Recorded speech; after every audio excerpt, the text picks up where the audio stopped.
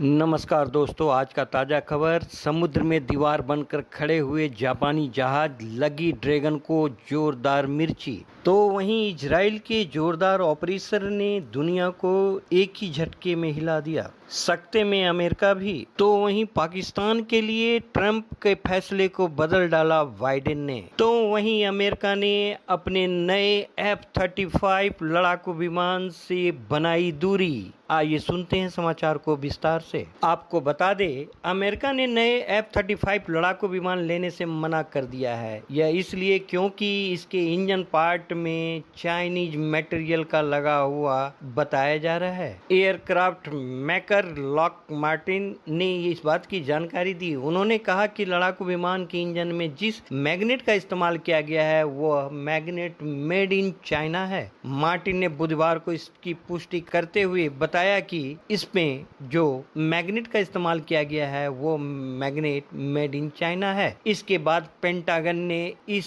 लड़ाकू विमान को खरीदने से इनकार कर दिया। आपको बता दें, डिफेंस कॉन्ट्रैक्टर मैनेजमेंट एजेंसी ने 19 अगस्त को F-35 ज्वाइंट प्रोग्राम ऑफिस को सूचित किया था कि F-35 के टर्बो मशीन में इस्तेमाल होने वाले मेटल का उत्पादन चीन में किया गया है। कार्यालय के प्रवक्ता रसेल गोरमेर ने द हिल को जानकारी दी। गोरमेर ने कहा कि रक्षा नियमों को ध्यान में रखते हुए प्रोग्राम ऑफिस ने नए F-35 विमान की सिक्योरिटी पर अस्थायी रोक लगा दी है। बता दें कि लॉकहीड मार्टिन ने विमान बनाता है और टर्बो मशीन हनीवेल का प्रोडक्ट है। अमेरिका अब फूक फूक के कदम रख रहा है और किसी भी तरह का मटेरियल में चाइनीज सामान का उपयोग करने से मना कर रहा है। आपको बता दें कि सावधानी की वजह से इसकी डिलीवरी पर अस्थायी रूप से रोक लगा दी गई है। मैग्नेट संवेदनशील कार्यक्रम की जानकारी के लिए कोई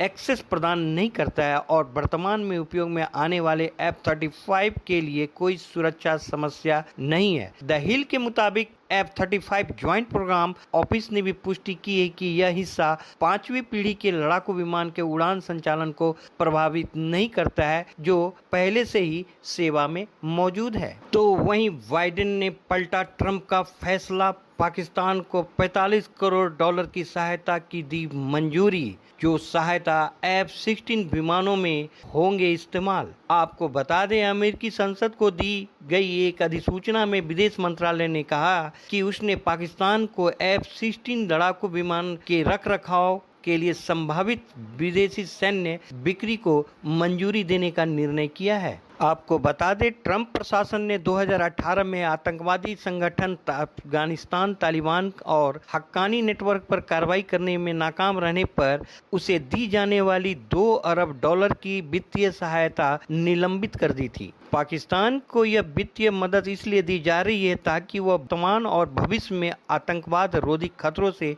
निपट सके। पिछले 4 वर्षों में इस्लामाबाद को दी जा रही यह सबसे बड़ी सुरक्षा राशि है। अमेरिकी सरकार ने कांग्रेस को प्रस्तावित विदेशी सैन्य बिक्री की सूचना दी है ताकि पाकिस्तान की वायुसेना के F-16 कार्यक्रम को बनाए रखे जा सके। पाकिस्तान एक महत्वपूर्ण आतंकवादी रोधी सहयोगी है। उन्होंने कहा, पाकिस्तान का F-16 कार्यक्रम अमेरिका पाकिस्तान विरुद्ध द्विपक्षीय संबंधों का एक अहम हिस्सा है। इससे पाकिस्तान अपने F-16 बेड़े को बनाए रखते हुए वर्तमान और भविष्य में आतंकवादी रोधी खतरों से निपटने के लिए पाकिस्तान को आतंकवादी रोधी अभियान में सहयोग मिलेगा और हम पाकिस्तान से सभी आतंकवादी समूहों के खिलाफ निरंतर कार्रवाई करने की उम्मीद रखते हैं। आपको बता दें, अमेरिका की इस नरमी के पीछे पाकिस्तान द्वारा दी गई हाल में मदद मानी जाती है। अफगानिस्तान के अलकायदा प्रमुख अल जवाहिरी को मारने के लिए अमेरिका ने जिस ड्रोन का इस्तेमाल किया था वह पाकिस्तान के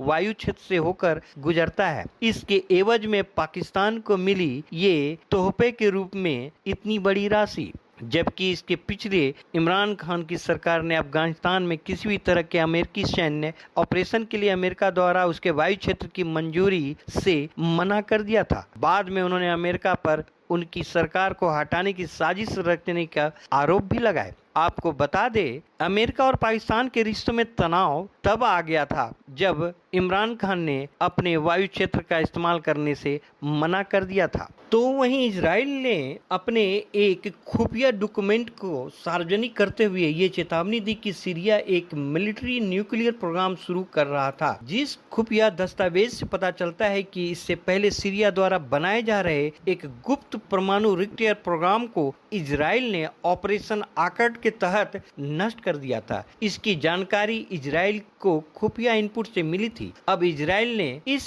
घटना का सार्वजनिक उल्लेख करते हुए बताया कि सीरिया को निशाना बनाते हुए चेतावनी दी थी कि इजराइल सीरिया को न्यूक्लियर स्टेट बनने से हर संभव रोकेगा। इजरायली पीएम की चेतावनी और खुफिया दस्तावेज ऐसे समय में सार्वजनिक किए गए जब ईरान के साथ न्यूक्लियर डील पर बातचीत लगभग अंतिम दौर में है। आपको बता दें कि सीक्रेट डॉक्यूमेंट में लिखा है, हाल ही में ऐसी जानकारी मिली है कि सीरिया एटॉमिक एनर्जी कमीशन के भीतर सीक्रेट प्रोजेक्ट जिसकी जानकारी हमें पहले से थी उसे बनाई जा रही है या फिर कम से कम बनाने की तैयारी की जा रही है। इजराइल मीडिया के मुताबिक इंफॉर्मेशन से ये संकेत नहीं मिलते हैं कि सीरिया का मिलिट्री न्यूक्लियर प्रोग्राम एक्टिव रूप से बनाया जा रहा है, लेकिन इस बात की ठोस जानकारी मिली है कि इस दिशा में काम अग्रसर चल रहा है। उसके बाद इजरायली इंटेलिजेंसी को सीरिया द्वारा बनाए जा रहे मिलिट्री न्यूक्लियर प्रोग्राम बिल्डिंग की कुछ तस्वीरें हाथ लगी, जिससे बाद में इजराइल ने एक ऑपरेशन के तहत